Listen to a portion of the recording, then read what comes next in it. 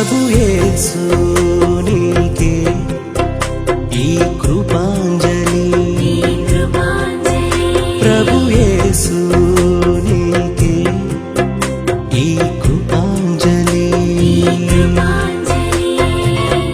వీచే గాలి, కూసే పక్షి,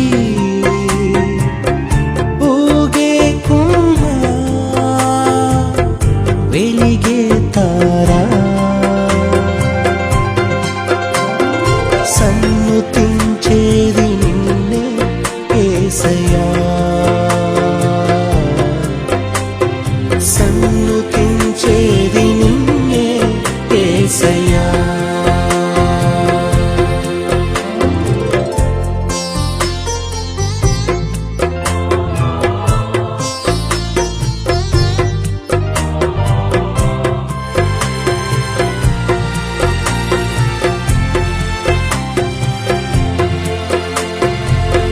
రాలేవుల్కా కురిసే మంచు, జారే చిరుకు, మెరిసే మెరుపు. రాలేవుల్కా కురిసే మంచు, జారే చిరుకు, మెరిసే మెరుపు. ప్రస్తుతించేది నిన్నే యేసయ్యా, ప్రస్తుతించేది నిన్నే యేసయ్యా. ప్రభు యేసు నీకే ఈ కృపాంజలి, ప్రభు యేసు నీకే ఈ కృపాంజలి.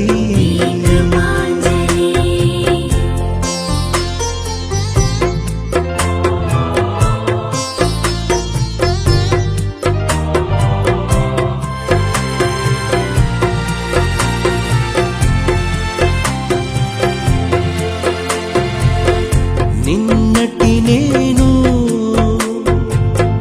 కాను వెలుగును, నేడు వెలుగుగా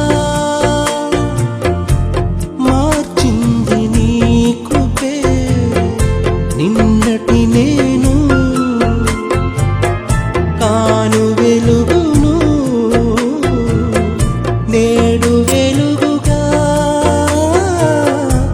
మార్చింది నీ కృపే. నీ కృపనే పొగడెదన్ యేసయ్యా,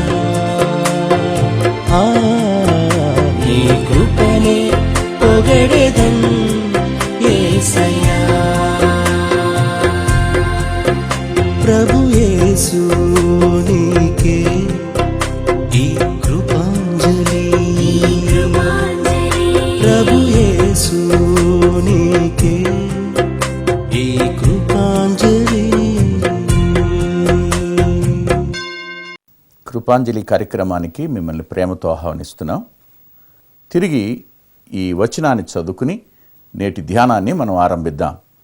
దయచేసి చూడండి, ఆదికాండం 29వ అధ్యాయం 18వ వచనం. యాకోబు రాహేలును ప్రేమించి, నీ చిన్న కుమార్తె అయిన రాహేలు కోసము నీకు 7 సంవత్సరములు కొలువు చేసేదను అనెను. ప్రార్థన చేసుకుందాం. ప్రేమ కలిగిన మా ప్రియ తండ్రి, నమ్మకమైన మా దేవా, కృప చూపడం నీ వల్లనే సాధ్యం ప్రభువా. కృప నీ వద్దనే దొరుకుతుంది.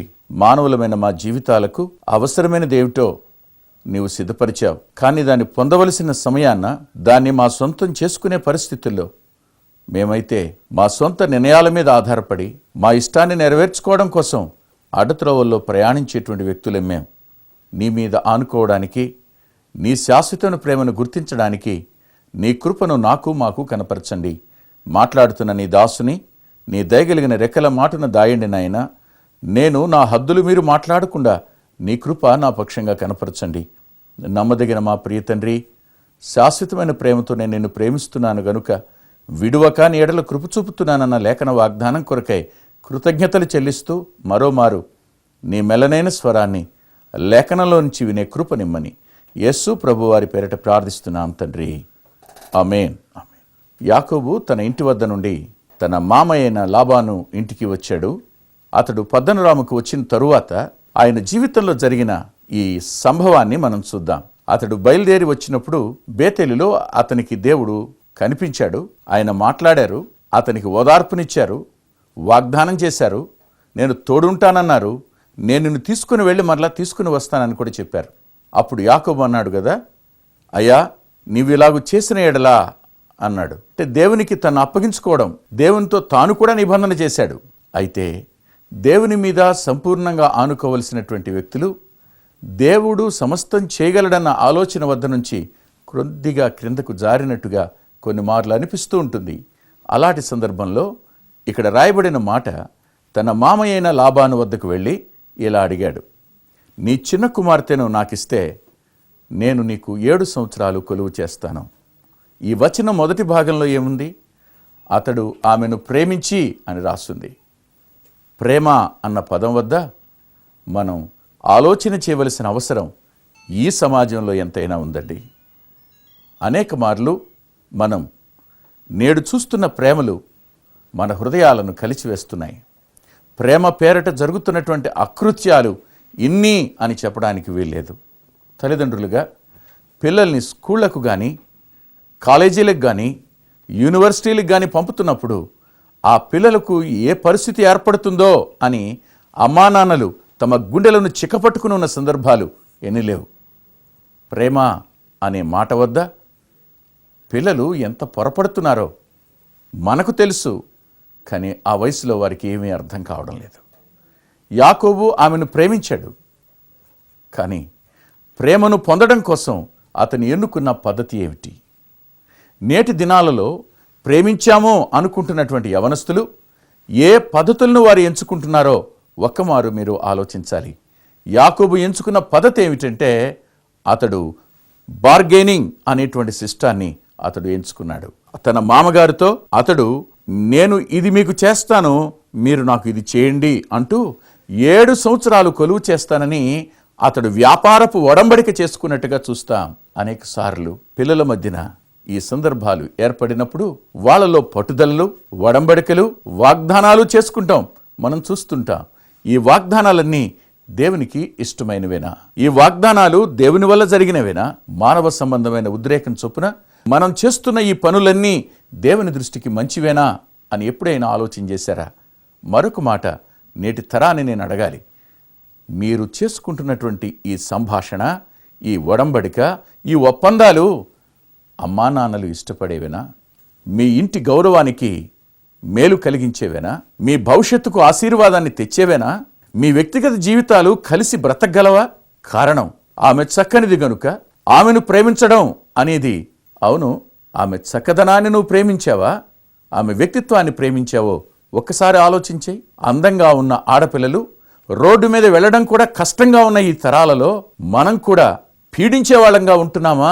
లేదు, నా చెల్లె ఈ పరిస్థితుల్లో ఉంటే నేను ఇలా మాట్లాడతానా అని ఆలోచించే పరిస్థితి ఏ వ్యక్తి అంతరంగంలోనికైనా వస్తే గనుక, అందరి అంతరంగాలు ఇలాగా మారేటట్టయితే గనుక ఏ ఆడపిల్ల కూడా తల ఉంచుకోవడమో, పారిపోవడమో, ఏదో మరణానికి ప్రయత్నం చేయడమో జరిగి ఉండేది కాదు.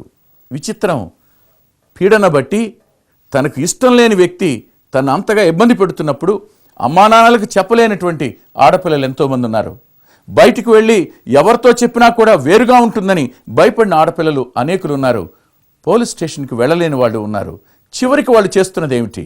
ఈ ప్రేమ ఎంత ఇబ్బందికి, ఈ ప్రేమ ఎదుటివాడిని ఎంతగా కష్టపెట్టడానికి కారణమైందో మీరు ఎప్పుడైనా ఆలోచన చేశారా? ఈ కారణాన్న ఆత్మహత్య చేసుకున్నటువంటి ఆడపిల్లలు ఎంతోమంది ఉన్నారు. నేను అలాంటి వారికి ఈ రోజున ఒక మాట చెప్తున్నాను, మీరు భయపడవలసిన పనేం లేదు. మీరు దేవుని రెక్కల నీడ క్రిందకి రండి, ప్రభు పాదాలను మీరు ఆశ్రయించండి. పరిష్కారం ఆయన దగ్గర ఉంది. ఆయనకు మించి న్యాయం చేయగలిగిన వాడు లేడు, ఆయనకి మించి పరిష్కరించగలిగిన వాడు కూడా లేడు. మీరు ప్రభు దగ్గరికి రమ్మని నేను మిమ్మల్ని బ్రతిమాలుతున్నాను. యాకోబు అయితే తాను ప్రేమించాడు, 7 సంవత్సరాలు కొలువు చేస్తాడట, బానిసత్వం చేస్తాడు, జీతమేమక్కర్లా, కేవలం భోంచేస్తాడు. 7 ఏళ్ళు కష్టపడతాను, కష్టపడితే మీ అమ్మాయిని నాకివ్వండి అని అడిగాడు. అవును కాదు? ఈ ఒడంబడిక పద్ధతి అతనికి ఎలాంటి అనుభవాలను నేర్పిందో మీరు ఆలోచిస్తారా? ఒక్కసారి బైబిల్ చదువుతారా? పరిస్థితులు మీరు ఆకలింపు చేసుకుంటారా? అతని అనుభవాలు మీరు చూస్తే చాలా బాధాకరంగా ఉంటాయి. ఆ అనుభవాలు 1, 2, 3 మాటల్లో నేను చెప్తాను. అతడు ప్రేమ అనుకున్న ఈ మాట వల్ల అతడు ఏ రీతి అయిన అనుభవంలోనికి వెళ్ళాడో మనం చూసేటట్టయితే అతడు తన మందలు కాచేవాడిగా మారాడు. మారినవాడు తన యొక్క ఆరోగ్యాన్ని పణంగా పెట్టాడు. అతను అంటాడు, ఎండకు నేను ఎండాను అంటాడు. నిద్రకు నా కనులు క్షీణించిపోయే రాత్రివేళ అంటాడు. వాస్తవం. ఎండకు ఎండిన అనుభవంలో, వానకు తడిసిన అనుభవంలో, చలికి చివికిపోయిన అనుభవంలో నిద్రలేని రాత్రులు ఎన్నో. అంతేకాదు, అన్యాయం చేయబడ్డాడు. దుష్టమృగము చీల్చిన దాని జీతం కూడా నేను కట్టాను అన్నాడు. అంతేకాదట, అతని జీతాన్ని 10 మార్లు మార్చాడు అని కూడా చెప్తాడు.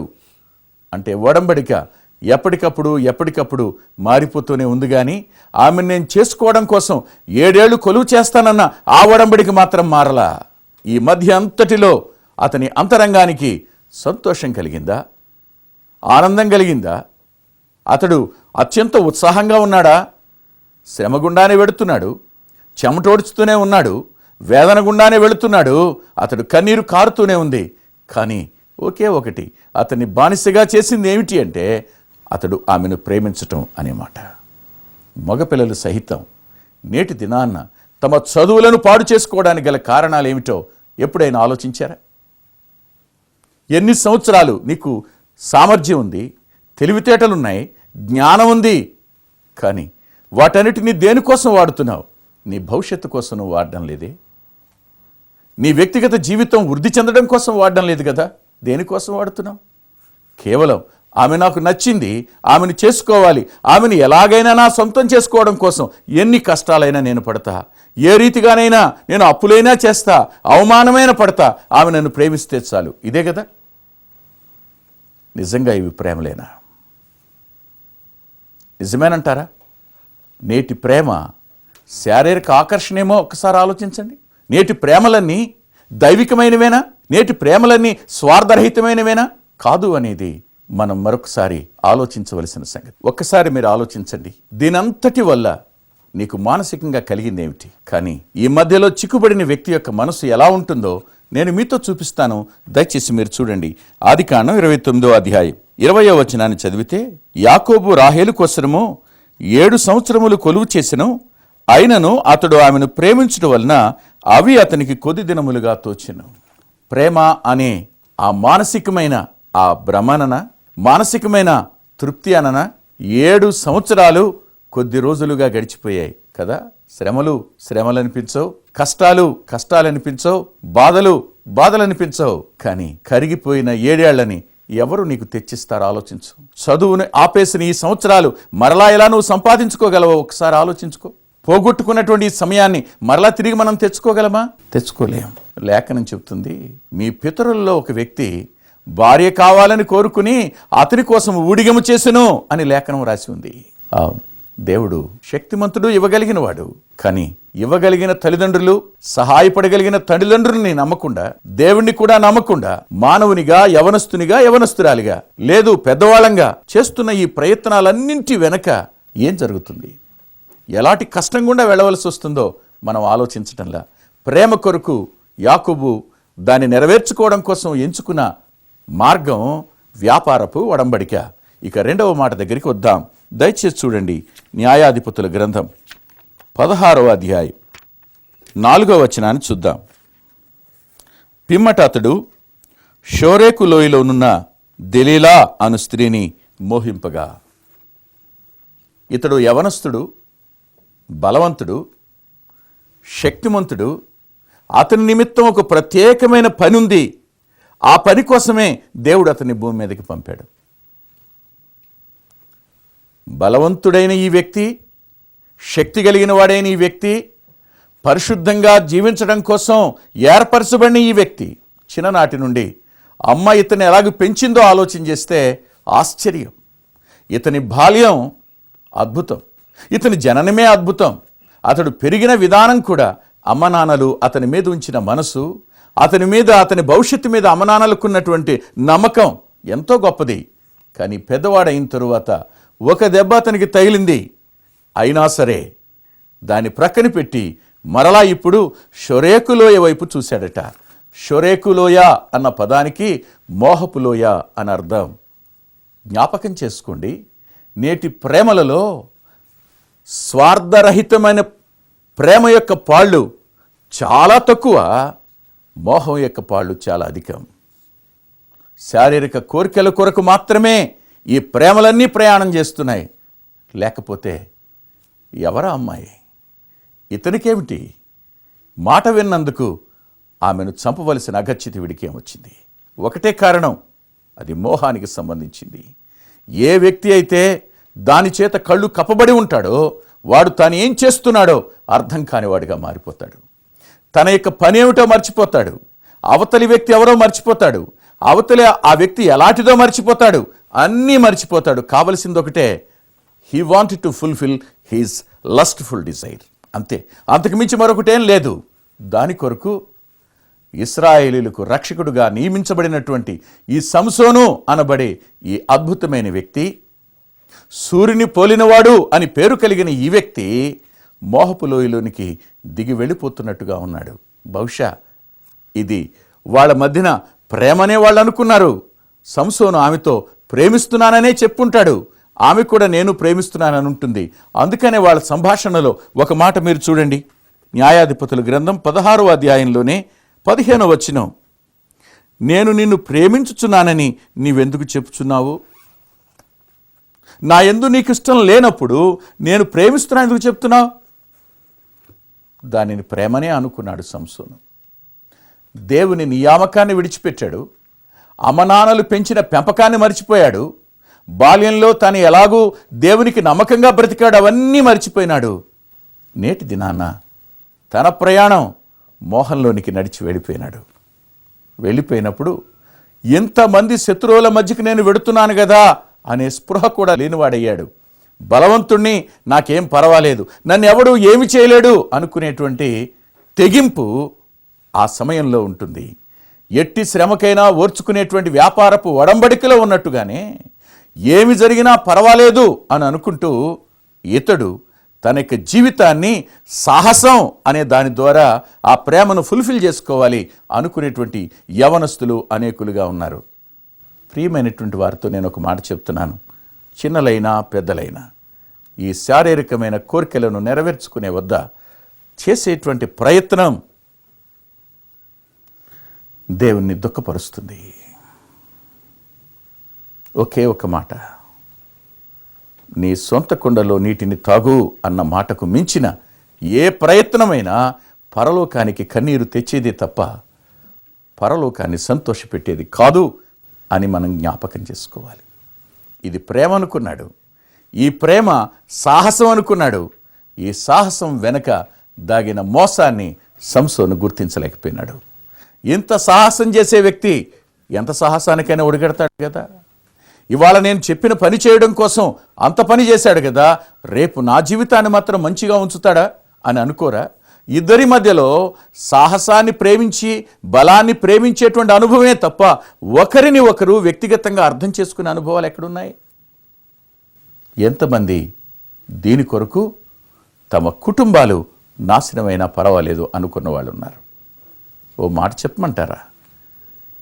నేను ఫలానా వ్యక్తిని పెళ్లి చేసుకోవాలి కనుక నా తల్లిదండ్రులు నాకు ఆటంకం, వాళ్ళు చచ్చిపోతే ఎంత బాగుండో అనుకున్న వ్యక్తులు కూడా ఉన్నారు. ఎంత దుఃఖం! అవును, మీ భవిష్యత్తు విషయమై అమ్మనాన్నలు పట్టింపు లేని వాళ్ళ? అమ్మనాన్నలకు మించి 2 నెలల క్రితం పరిచయమైన వ్యక్తి అదుకుడైపోయినాడా? ఇక్కడ తల్లిదండ్రులకు ఒక మాట చెప్తానండి, నన్ను క్షమించండి ఈ మాట మీతో అంటున్నందుకు. తల్లిదండ్రులమైన మన వద్ద ఆప్యాయత, అనురాగం మన పిల్లలు పొందకపోవడం వల్ల కాబోలు ఎవడో మాయ మాటలు చెప్పినప్పుడు ఆ మాటలు, ఆ ప్రేమ నిజమనుకుని వారు తల వంచుతున్నారేమో. ఈ విషయంలో మనం కూడా నేరస్తులం, మర్చిపోవద్దు ఈ విషయాన్ని. తిరిగి ఈ స్థలానికి వచ్చేద్దాం. సంసోను మోహపు లోయలోనికి దిగిపోయాడు, సాహసం అనేటువంటి పద్ధతిని ఎంచుకున్నవాడై. అవును కదా, ఆలోచన చేయండి. ఈ 2వ పద్ధతి దాటిన తరువాత 3వ విషయం దగ్గరికి వద్దాం. దయచేసి చూడండి సమూయేలు 2వ గ్రంథం 11వ అధ్యాయం 2వ వచనం. ఒకానొక దినమున ప్రొద్దు కృంకువేళ దావీదు పడక మీద నుండి లేచి ఆ రాజనగరి మిద్ది మీద నడుచుచు పైనుండి చూచుచూ ఉండగా స్నానము చేయు ఒక స్త్రీ కనపడెను. మహారాజు ఈయన, ఎన్నో పాటలు రాసినవాడైన, దేవుని హృదయానుసారుడు ఈయన. ఇలాంటి వ్యక్తి జీవితంలో కూడా ఈ పద్ధతి, అధికారాన్ని దుర్వినియోగం చేసే పద్ధతిని వాడుకున్నాడు. అధికారాన్ని దుర్వినియోగం చేసే ఈ పద్ధతి వద్ద దేవుని నామానికి అవమానం. దేవుని ఎరిగిన వాళ్ళంగా ప్రేమ అనే పదం భార్యను విడిచిపెట్టి తన ఇష్టానుసారమైన జీవితానికి వెళ్ళిపోయి ఇప్పుడు ఉన్న వ్యక్తి ఇది దేవుని చిత్తం అనేటువంటి అనేక మందిని చూస్తున్న ఈ తరుణంలో దావీదు తన పొరపాటును గుర్తించి తిరిగి వచ్చి పశ్చాత్తాపడ్డాన్ని మనం చూస్తాం. అధికార దుర్వినియోగం అనేది నేటి దినాలలో తమ యొక్క శారీరక వాంఛలను తీర్చుకోవడం కోసం వాడుతున్న పద్ధతి ఇది దేవునికి ఇష్టం కాదు అనే సత్యాన్ని మర్చిపోకండి. అధికారం ఉన్నది కాబట్టి నేను చెప్పినట్టు వాళ్ళు వింటారు అనేది, నేను ధనవంతుణ్ణి కాబట్టి నేను ఏ పని చేసినా పర్వాలేదు, నేను ఎవరినైనా సరే నేను వివాహం చేసుకోగలను అని అనుకోవచ్చునేమో కానీ తెలివితేటలు, జ్ఞానం ఇవన్నీ వివాహానికి లేదు, మీ ప్రేమను సంపూర్తి చేసుకోవడానికి, మీ ప్రేమను ఫలింపజేసుకోవడానికి వాడే పద్ధతులే అయితే ఇవి దేవునికి ఇష్టమైనవేనా? వివాహం అనేది దేవుని ఏర్పాటండి. అందులో దైవికమైన ప్రేమ ఉందండి. ఈ ప్రేమ కొరకు మనం అడ్డదారులోంచి వెళుతున్నామనే సత్యాన్ని ఎన్నడూ మర్చిపోవద్దు. ఇది దేవునికి ఏమాత్రం ఇష్టమైంది కాదు. తిరిగి 4వ మాట దగ్గరికి వద్దాం. మీకు జ్ఞాపకం ఉన్నదా? ముగింపుకి వస్తున్నాను నేను. అమ్నోను అనే వ్యక్తి తామారు అనే ఆమె కోసం అతడు మోసము అనే పద్ధతిని ఎంచుకున్నాడు. మోసం చేస్తూ ఎలాగైనా తన యొక్క ఉద్దేశాన్ని నెరవేర్చుకోవాలి అనుకున్నాడు. ఇది 4వ పద్ధతి వాడబడింది. జరిగిందేమిటి? అంతా అయిన తరువాత మిగిలిందేమిటి చెప్తారా? నిరాశ, దుఃఖం, అసహ్యం అనేటువంటి అనుభవాలు ఆ వ్యక్తి జీవితంలోనికి వచ్చాయి. ఎందుకు? ఇవన్నీ శారీరక ప్రేమలండి. కానీ ఇవి ఆత్మ సంబంధమైన ప్రేమ కాదు. ఇద్దరు కలిసి ఉండాలి అని అంటే మానసికమైన ఐక్యత, శారీరకమైన ఐక్యత కంటే ఆత్మ సంబంధమైన ఐక్యత ముందుగా ఉండాలి. మానసికంగా కలవకుండా ఒక వ్యక్తి శారీరకంగా ఒకటి అవడం మేలైందేం కాదు. వారు ఆత్మలు ఒకటి కాకుండా వారు శారీరకంగా ఒకటి కావడం వల్ల ప్రేమని అనడానికి లేదు. ప్రేమ అనేది ఒకరిని ఒకరు అర్థం చేసుకుంటూ ఒకరి కొరకు ఒకరు త్యాగం చేసుకునే అనుభవం అది. ఇంతకు ప్రేమ యొక్క నిర్వచనం ఏమిటి? ప్రేమ యొక్క నిర్వచనం ప్రియ రక్షకుడే, ఇంకెవరూ కాదు. ప్రేమకు నిర్వచనం మొట్టమొదటిగా ప్రేమ అన్న పదాన్ని పలికిన వాడు కూడా నా ప్రియ ప్రభువే. ఆదికాండం 22వ అధ్యాయంలో అబ్రామును పిలుస్తూ అంటాడు. 1-2 వచనాలు మీరు చూస్తే అక్కడ ఖచ్చితంగా ఉంటుంది. నీవు ప్రేమించు ఇస్సాకును అన్నమాట. ప్రేమ అన్న పదం మొట్టమొదటిసారి నా దేవుని పెదాల నుండే వచ్చింది. అది అక్కడే పలకబడింది. అది అలాగూ ప్రేమ అనే మాట వాంగ్మయంలోనికి బయటకు వచ్చింది. ఈ ప్రేమ, ఈ అద్భుతమైన ప్రేమ ఆయన చూపించాడు. చివరికి దేవుని ప్రేమ గురించి చెప్పమంటారా? ఆయన లోకంలో ఉన్న మనందరినీ, శరీరాన్ని, శరీరాశలను, ఇష్టానుసారమైన మార్గాలను ఎన్నుకునేటువంటి మనల్ని ప్రేమించి మన నిమిత్తం తన కుమారుని సిలువ బలియాగానికి అప్పగించారు. అక్కడ ప్రేమ ఉంది. అందుకని యోహాను తన పత్రిక రాస్తూ అంటాడు, మొదటి పత్రిక 3:16లో అంటాడు, ఆయన మన నిమిత్తం తన ప్రాణం పెట్టాడు గనుక ఇందులో ప్రేమ ఉన్నది అన్నాడు ఆయన. ఈ అద్భుతమైన ప్రేమ